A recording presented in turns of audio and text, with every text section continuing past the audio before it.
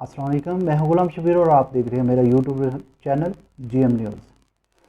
آتے ہیں آج کی خبروں کی طرف۔ آج اڈیالہ جیل میں مختلف صحافیوں کی عمران خان سے ملاقات ہوئی۔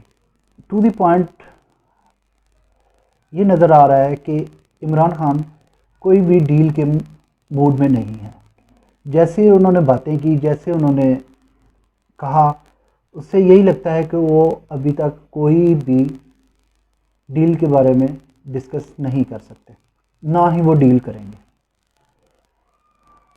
اڈیالہ جیل میں جو ملاقات ہوئی صحافیوں سے، اس میں بانی P T I Imran Khan نے کہا کہ فوج کا امیج اس دن خراب ہوا جب یہ چوروں کے ساتھ بیٹھی۔ جو مشرقی پاکستان میں ہوا وہی آج ہو رہا ہے۔ مشرقی پاکستان کی طرح ہمارا مینڈیٹ کم کر کے کنٹرول کرنے کی کوشش کی جا رہی ہے۔ اڈیالہ جیل میں میڈیا سے گفتگو میں عمران خان کا کہنا تھا، یہ خبر میں آپ کو ایکسپریس نیوز سے پڑھ کے سنا رہا ہوں، اپنے ذاتی نہیں دے رہا، یہ ایکسپریس نیوز اور ڈان نیوز پہ خبر چھپی ہے جو صحافیوں کی اڈیالہ جیل میں عمران خان سے ملاقات ہوئی اور انہوں نے جو گفتگو کی۔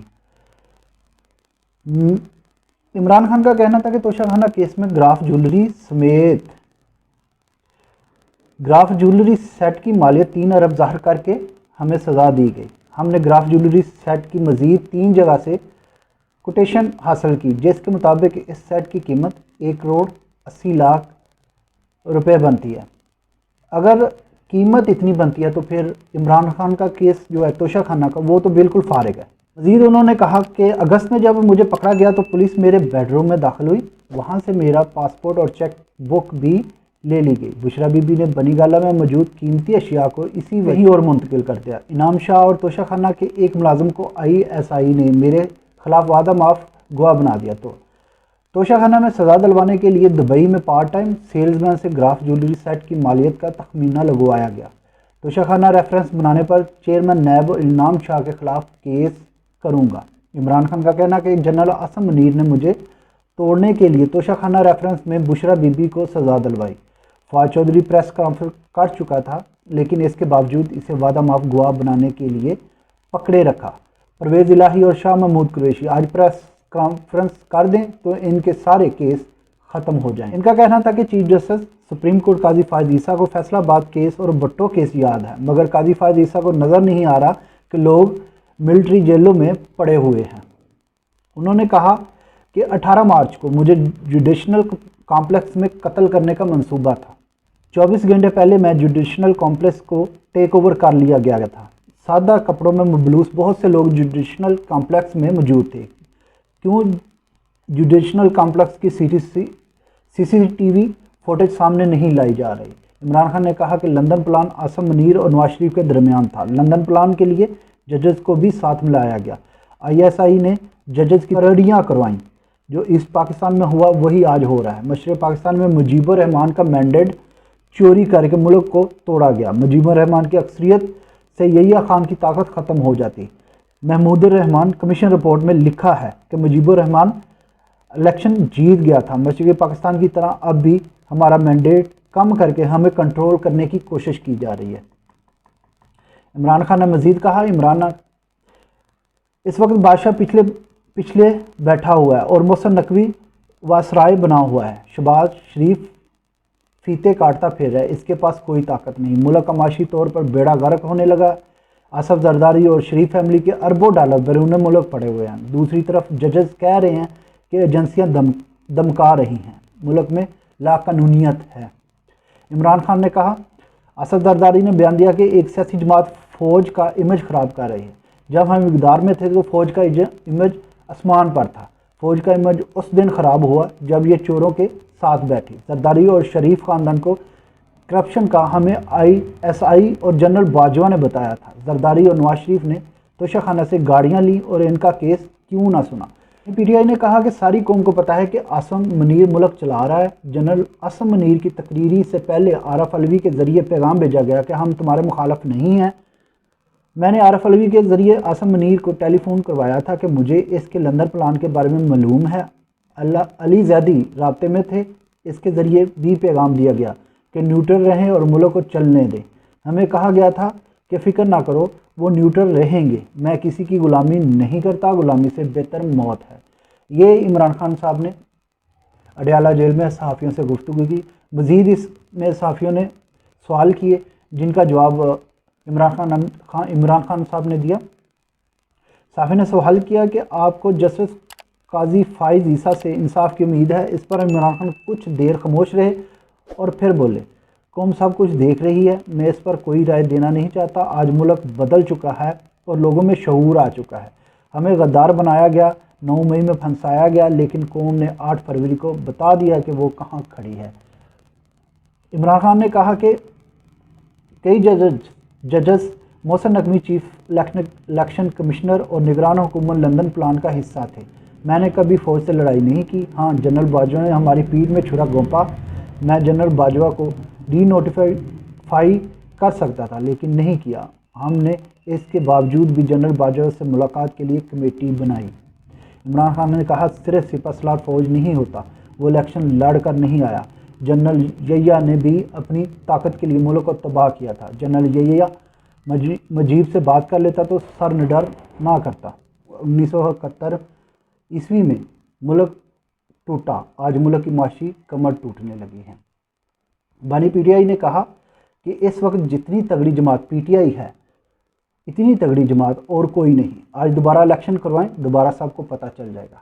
مذاکرات کے حوالے سے انہوں نے کہا کہ حکومت گرانے کے باوجود 2 مرتبہ جنرل ریٹائر باجوہ سے مل سکتا ہوں تو کسی سے بھی مل سکتا ہوں۔ اس وقت میری ذات کا ایشو نہیں، پاکستان کا ایشو ہے۔ مجھے قائل کر لیں، موجودہ حالات میں عدلیہ بالکل بھی آزاد نہیں ہے۔ صحافی نے بشریٰ بی بی کو زہر دینے سے متعلق سوال کیا تو انہوں نے کہا کہ جب تک بشریٰ بی بی کی انڈوسکوپی نہیں ہوئی کیسے کچھ پتہ چل سکتا ہے؟ جب کوئی چیز اندر چلی گئی تو بظاہر دیکھنے سے کچھ معلوم نہیں ہو سکتا۔ صحافی نے سوال کیا کہ آپ نے بشریٰ بی بی نے الزام آرمی چیف پر لگایا، اگر کل ٹیسٹ کلیئر آیا تو کیا کہیں گے؟ اس پر عمران خان نے کہا کہ جنرل عاصم منیر نے میری بیوی کو ٹارگٹ کیا ہے، مجھے اور میری بیوی کو کچھ ہوا تو جنرل عاصم منیر ذمہ دار ہوں گے۔ جنرل عاصم منیر کو پیغام دینا چاہتا ہوں کہ ایک پلان انسان بناتا ہے اور ایک اللہ، کامیاب اللہ کا پلان ہوتا ہے۔ عمران خان نے کہا کہ جو قوم اپنی آزادی کے لیے مرنے کے لیے تیار نہ ہو، اس کو غلامی کے لیے تیار ہو جانا چاہیے۔ میں پوری قربانی دوں گا، میں آج سیاست سے پیچھے ہو جاؤں تو سب ٹھیک ہو جائے گا۔ انہوں نے کہا کہ جب قوم پر مہنگائی بڑھائی جائے گی تو نون لیگ کا جنازہ نکلے گا۔ اقتدار میں موجود اشرفیہ کو کوئی فرق نہیں پڑتا، ان کا سارا پیسہ بیرون ملک ہے۔ اس وقت امید صرف جج سے ہے۔ 6 ججز جو کھڑے ہوئے انہیں سلام پیش کرتا ہوں۔ تمام ججز کو معلوم ہے کہ کیا ہو رہا ہے۔ ججز ملک مستقبل کو بچائے، کیونکہ سرمایہ کاری صرف قانون کی بالادستی سے آ سکتی ہے۔ جس ملک میں ججز کی دھمکیاں مل رہی ہوں وہاں کون سرمایہ کاری کرے گا؟ اس وقت قوم ججز کی طرف دیکھ رہی ہے اور ججز کو قانون کی بالادستی قائم کرنے سے تب ہی ملک میں سرمایہ کاری آئے گی۔ ایک اور خبر کی طرف جو غزہ اور اسرائیل کی جنگ کے بارے میں ہے، جس میں ابھی تک اسرائیلی جارحیت ختم نہیں ہوئی۔ اس کے بدلے میں سعودی عربیہ نے کہا ہے کہ اقوام متحدہ کی سلامتی کونسل میں ایسی قرارداد لائیں جو اسرائیل کو غزہ جنگ روکنے کا پابند کرے۔ آپ کو پتہ ہے کہ چند دن پہلے جو ایک اقوام متحدہ میں قرارداد منظور ہوئی تھی غزہ میں جنگ بندی کے لیے، اس پہ اسرائیل بالکل بھی عمل پیرا نہ ہوا، جس کے نتیجے میں اب سعودی عربیہ نے کہا ہے۔ تفصیلات میں آتے ہیں۔ اقوام متحدہ میں سعودی عرب کے مستقل نمائندے کے سفیر عبدالعزیز واصل نے سلامتی کونسل سے خطاب میں کہا کہ اسرائیل غزہ میں نسل کشی کر رہا ہے۔ عرب گروپ غزہ میں جنگ بندی کے لیے اسرائیل کو پابند بنانے کا مطالبہ کرتا ہے۔ انہوں نے کہا کہ یہ واضح ہے کہ عالمی امدادی تنظیم کے امدادی کارکن کا قتل کس نے کیا۔